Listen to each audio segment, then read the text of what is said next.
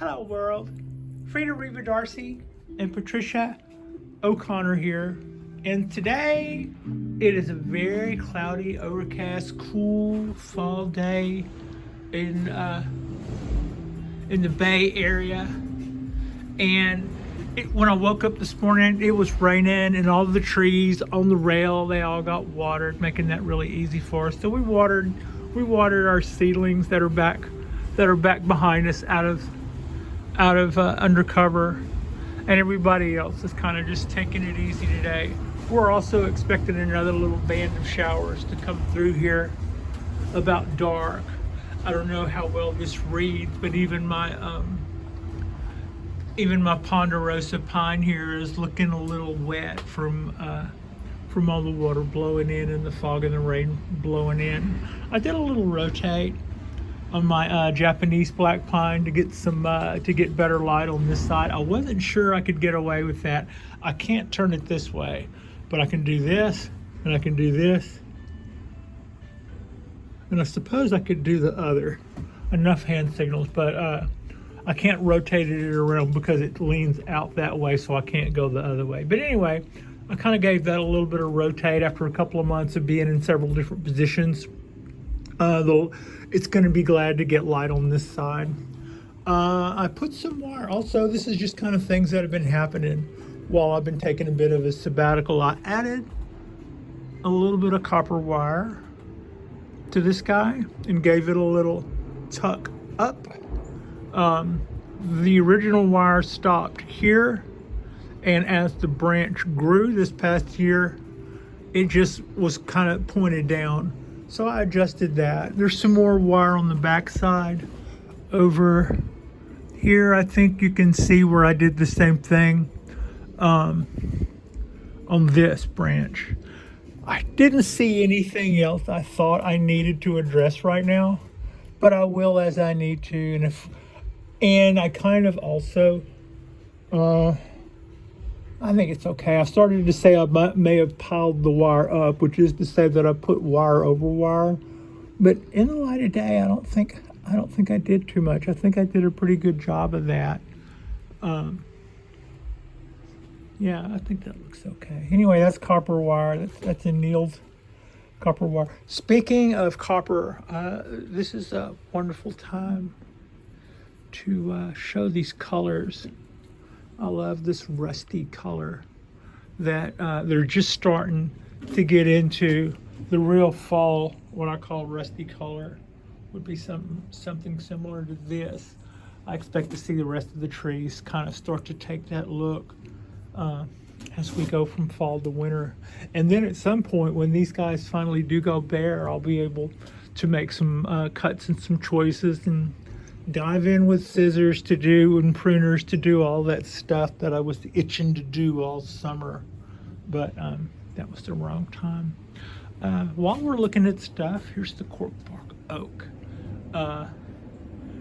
It's continuing to grow, really just doing great guns. It has very, very much responded to feeding and to constant feeding and a little bit more constant watering. It's good to see. We're just going to have just so much more ramification on this tree, and I'm pretty excited about all of that. Also, I think that originally this tree probably had a lot more. I accuse it of being kind of, straight and log-like, which is something that you do tend to see a lot in the cork bark trees. Sometimes you'll see one that's got some exceptional taper, but a lot of times that log look is something that you see with a lot of our trees, not just mine. But I think in the beginning this thing probably did have a lot more shape, but because they make that bark, if you had some really hard bends kind of folding over themselves and stuff, that all might get lost by the time that bark gets that thick. I mean, if you really look at the way the bark is running here, it seems to have this kind of a fold back on itself kind of thing. That tree might have made some pretty nice and neat little bends in its early life when it was being shaped, but over the time it just gets, the tree would be like this and the bark would make it like that, and all of that just becomes more subtle as it gets fatter. But also, this is the back of the tree. It's kind of bowing. It kind of bows at you this way, and right now it's got its back to us.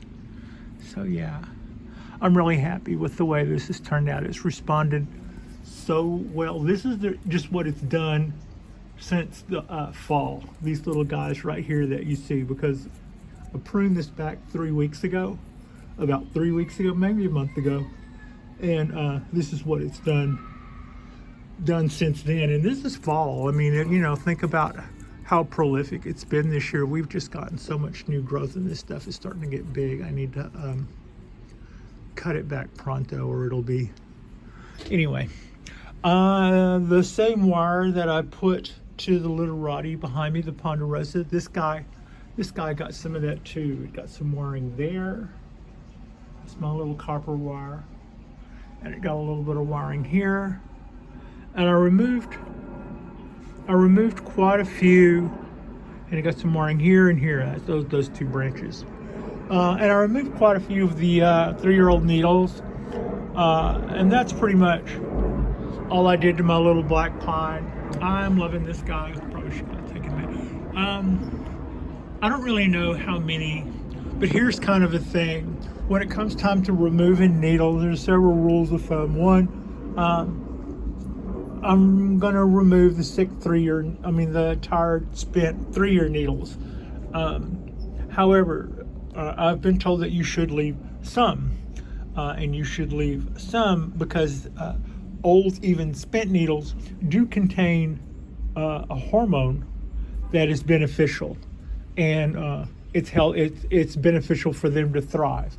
So if you just totally were to eliminate everything that wasn't a gem of a needle, you would be at some point reducing the vigor of your tree. That I have been told by Ryan Neal.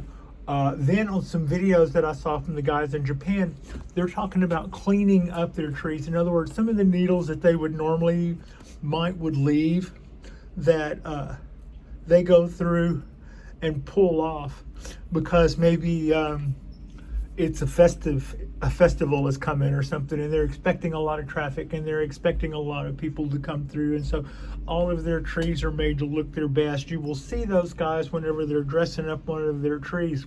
They will tell you that typically they cut at the base the new needles, but to show it off to like a busload of tourists that's about to come pulling up, or a festival weekend or something, they would go through and pull them by hand, whereas normally they would cut them. The difference being, when you cut a needle close to the base, it isn't gone. You can still see where you've cut that little piece off close to the base, and so maybe that doesn't look quite as pristine as just going through and grabbing a small little cluster of elongated needles and just plucking them off right quick. But at the same time, if you cut them, you will get the option, not every time, but more times than not, you will get that option of getting new buds to sprout from the base of those clipped needles. Japanese black pine is going to be 2 needles. So by cutting them off really short, instead of just plucking them, you get the option to get new sprouts coming out of the base where that was. And the hormones that are left in the base of the structure of that needle that was cut instead of pulled is the reason. Okay, so that's a couple of little cool things that I picked up on that I thought that I would spread along. I'm just kind of showing off here. I love. This is Haas. This is a 26-year-old Shohin Ponderosa pine. And behind it is Frankenpine. I'm going to see if I can get another grip without totally. Nope, you can't. And behind it is Frankenpine. My little 3-year from seed now 3 years from seed Japanese black pine. Okay, here we go. Switched hands and everything. That takes us back to the rack of trees. These are the pine trees that I was able to purchase this year. This was 2 orders. One order of 10 Japanese black pine came from upstate just a little ways, and they came in looking really cool. I've started putting some motion in some of these guys, and I'm really happy with what they're doing. I should probably get on the stick, since that went okay, and put some more to the rest of these guys. The longer I wait, the slightly harder it is to do. I think we've got some time, but the sooner the better. To that end, the other one, the other order was a little more iffy. They took a little longer. They got a little hung up. They were a little farther away to begin with. They sat in state customs for a little. They sat in state customs for the amount of time that it said that it would take to be delivered. So that, in effect, at least doubled the delivery time. And we dropped a couple of numbers to that one. I don't think I'm expecting any miracles from this guy. I don't think I'm going to expect a lot of miracles, from this guy.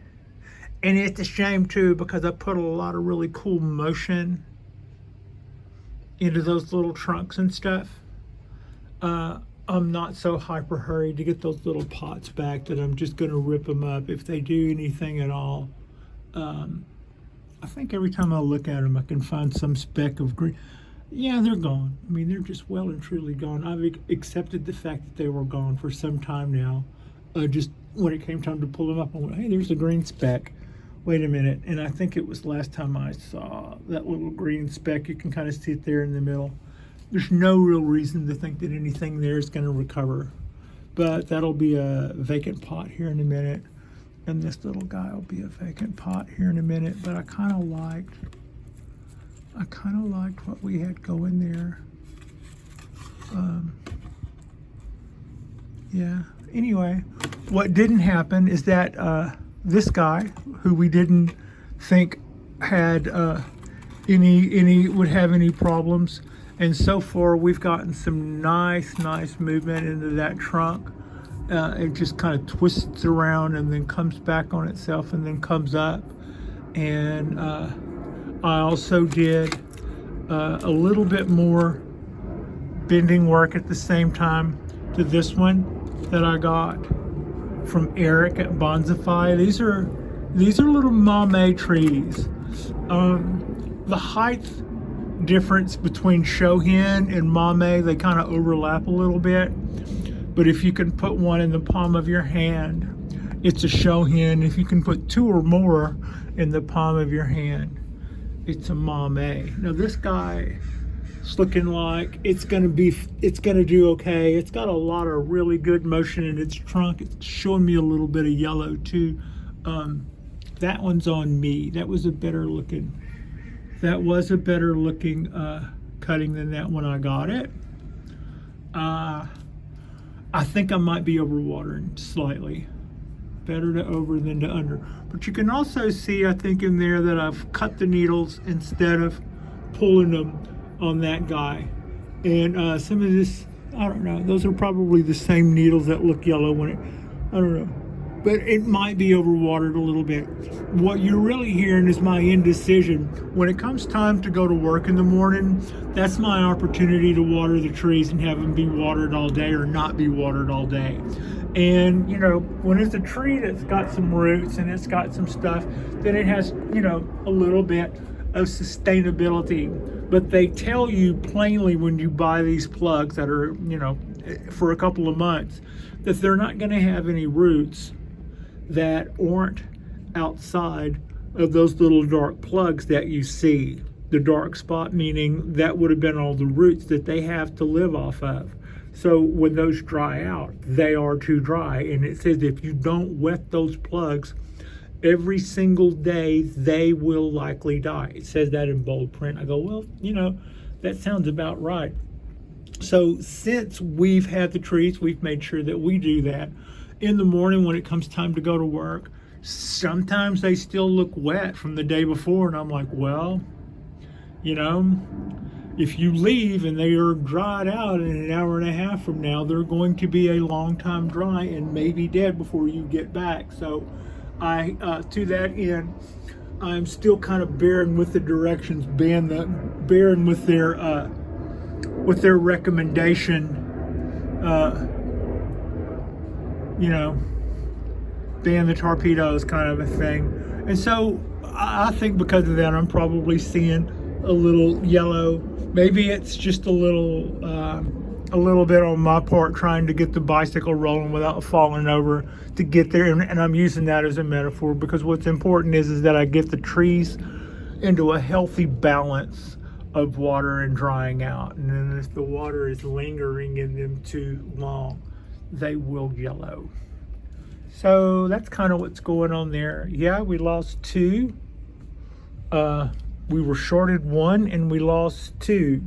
The good news is we've got some really, really good motion out of some of these other guys. This might be a really, really funky little cascade. And I don't know if you can tell that or not, but I twisted a tight wire around that little guy. And then with it just being straight up with a tight wire on it, I twisted its trunk around a chopstick and then pulled the chopstick out, leaving those tight spirals. And then I manipulated those spirals so they looked a little less like a spring, but still had those tight arcs to it. And I did something similar to that on this guy just behind him. I suspect these guys are going to do fine. I suspect 2 of these 3 that you see here, 2 of those 3 will find their way into these little pots in the next couple of weeks. It would have been nice if those guys would have hung in there. I enjoyed wiring them, but I thought at the time, whether they make it or not, that wiring those would be the first ones I'd start off with. And then after I wired them, I'm like, man, these guys are going to be cool if they do pull through that. So, but if I really would have been, super crazy about making them survive, I wouldn't have done anything to them, but probably put them in shade and kept them on intensive care for a minute. I didn't. I just said, we're going to practice on them and see what happens. And I got some really good practice, and then they died. Or they showed up dead, and I practiced necrophilia bonsai wiring. How do you like that for a Halloween reference? Okay, so that's kind of what's going on with our pines. I'm looking forward to doing a little bit more of this over the next couple of days. Next weekend, we will have a very important drop. The Pacific Bonsai Expo is taking place not even 12 miles from here at the Bridge House, which is, I love architecture. And on my daily trips between Alameda and San Francisco, when I used to drive Lyft, I would notice this really cool building off to the left, close to the shipping industry and all that stuff. But it was obviously a fairly old piece of architecture that had some really cool features. Come to find out, that building had a name, and it is the Bridge House. And it's kind of shaped, the roof has kind of got a sawtooth shape to it, with every one of those peaks being a clear ceiling fixture. So the huge building it's an open span.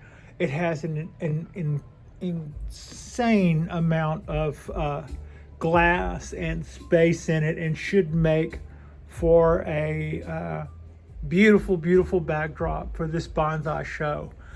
Jonas Dupuch and Bonsai Tonight, and Eric with Bonsai. They're in San Francisco. They both, I think this is a joint venture between those 2 guys.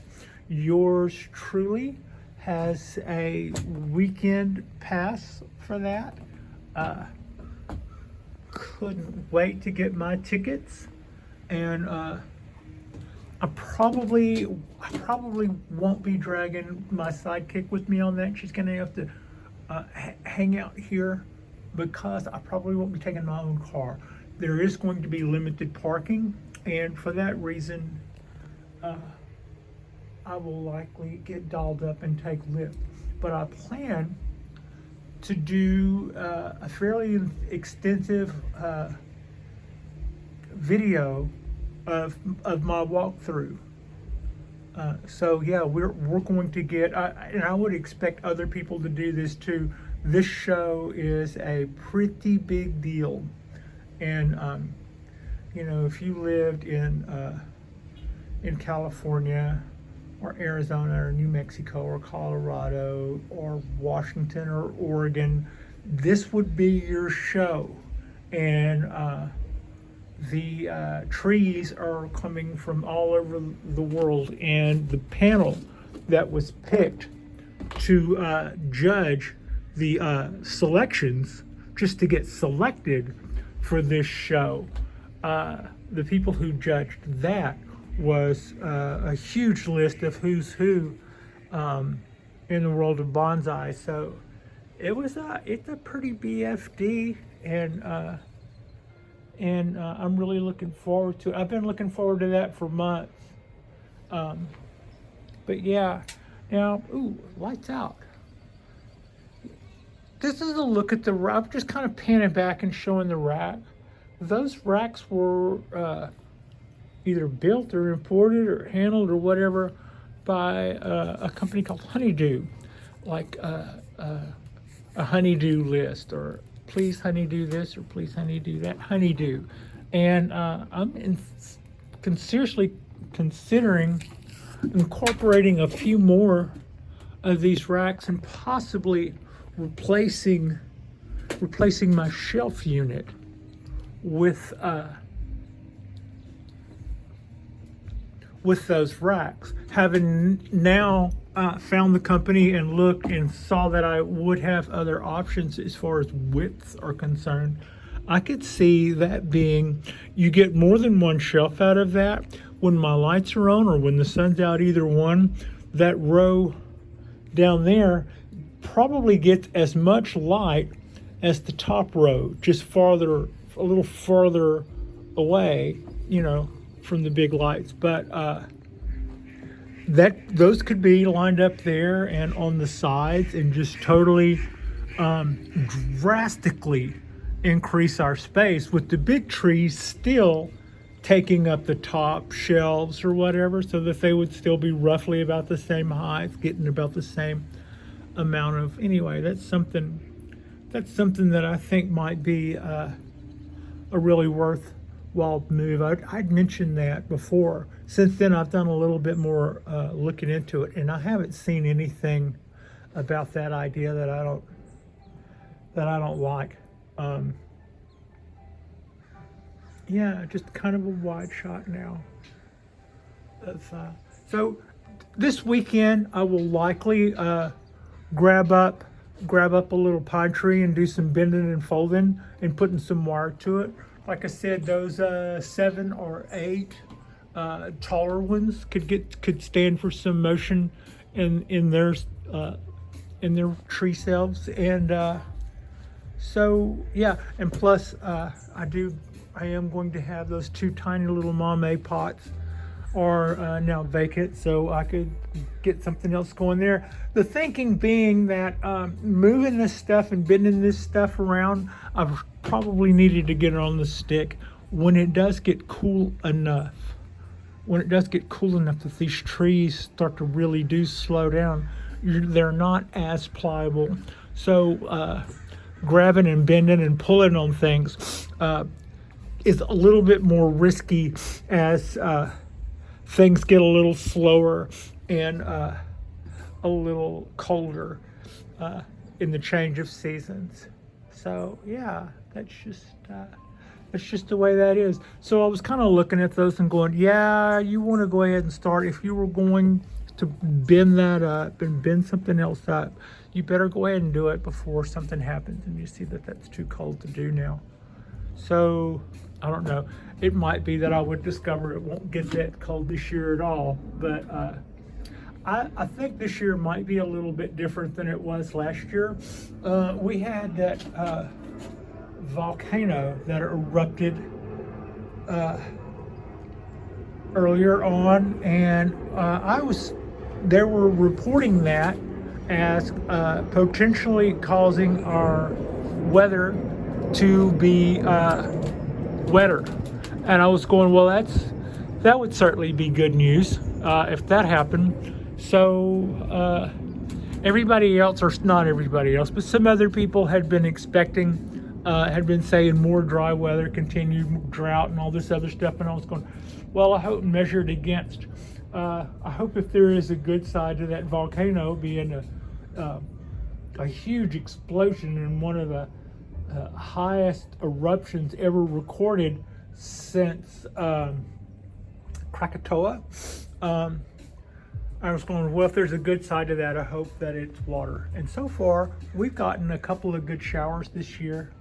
And I don't know, at the end of the year, it may figure out to be just the same. But if we get a little bit more winter this year than we got last year, that would certainly be a good thing.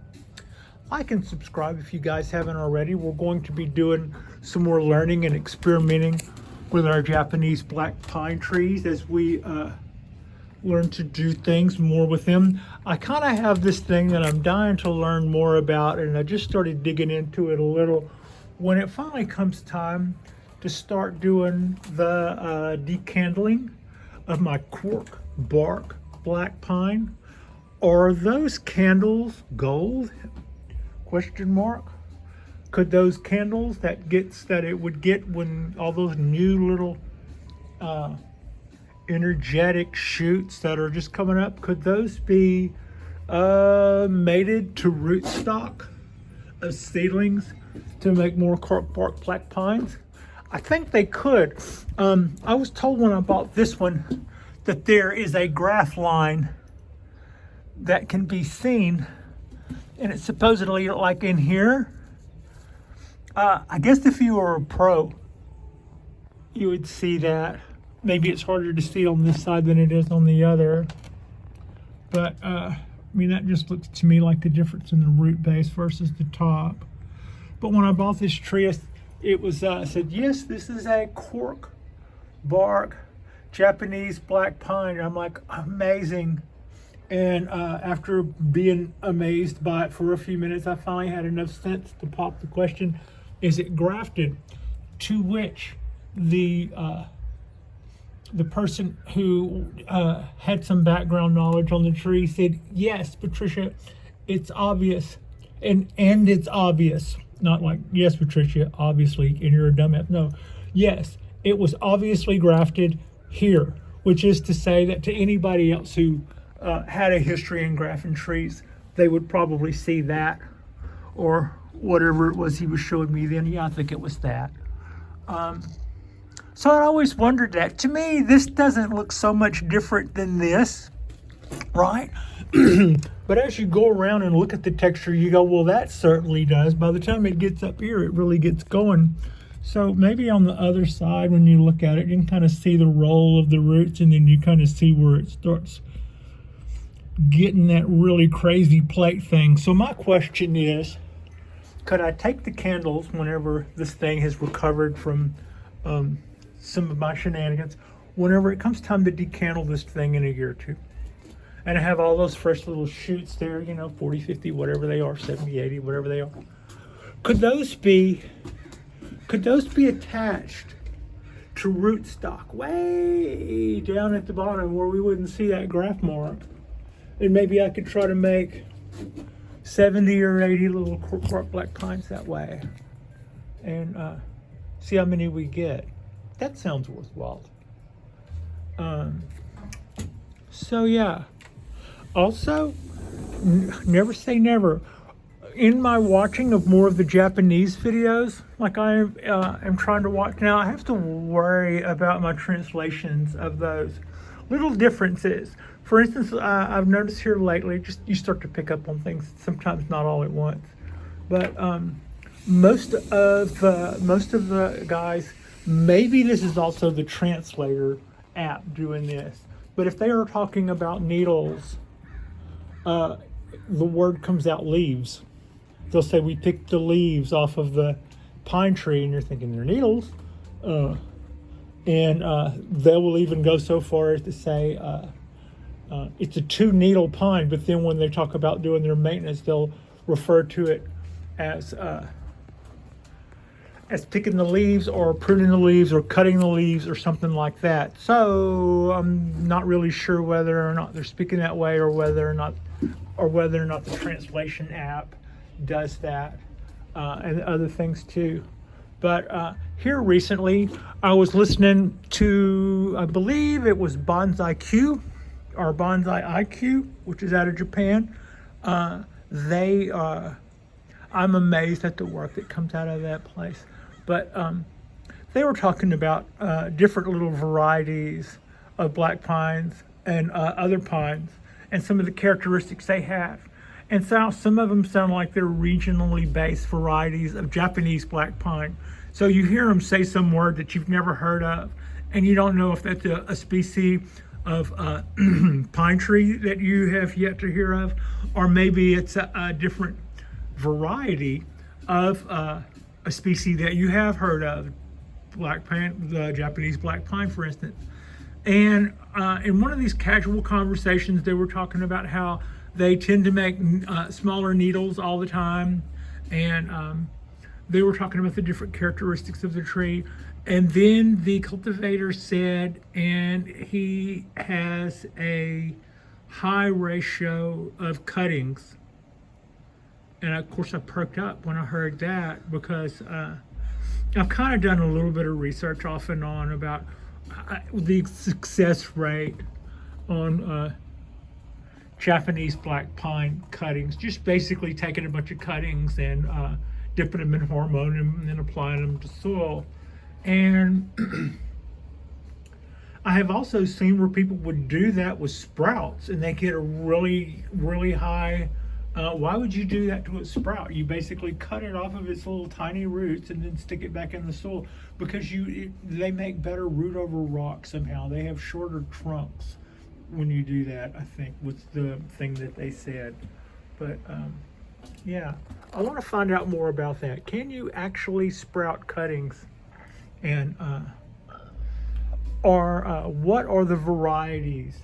And is it a species of pine that does that, or was it a subspecies of a species that I like Japanese black pines, that can be done that with? I know what I heard, but I'm not sure whether or not what I heard was absolutely accurate because of the translation app. It might have gotten accuracy, might have been at the risk of translation. Anyway, barring that, that's just something that I'm kind of excited to learn more about. I would like to think that it would be cool to make some little cuttings of some pine trees. What I've found out so far is the success rate is low, and that it takes almost a year from the people in the United States that I had seen do that. Some of them having YouTube videos. They weren't necessarily bonsai people.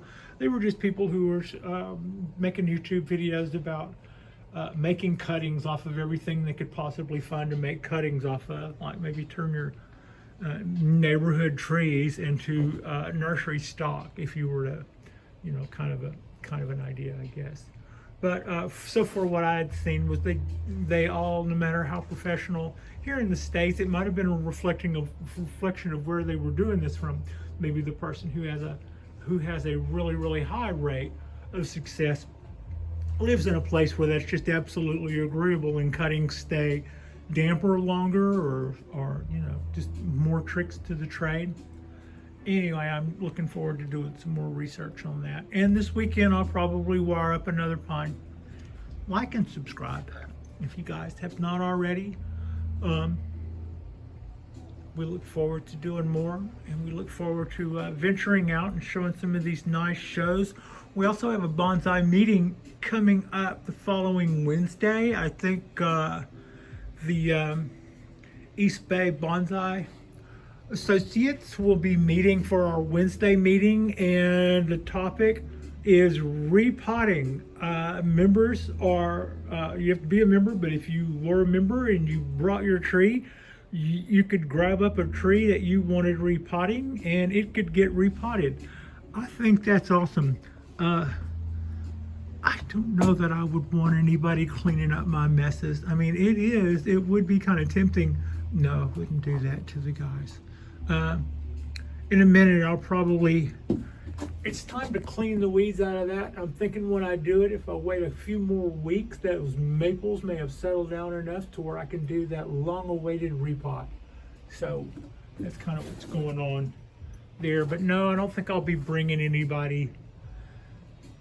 of my trees to repot, although it is kind of tempting. Yeah. Thank you so much for watching.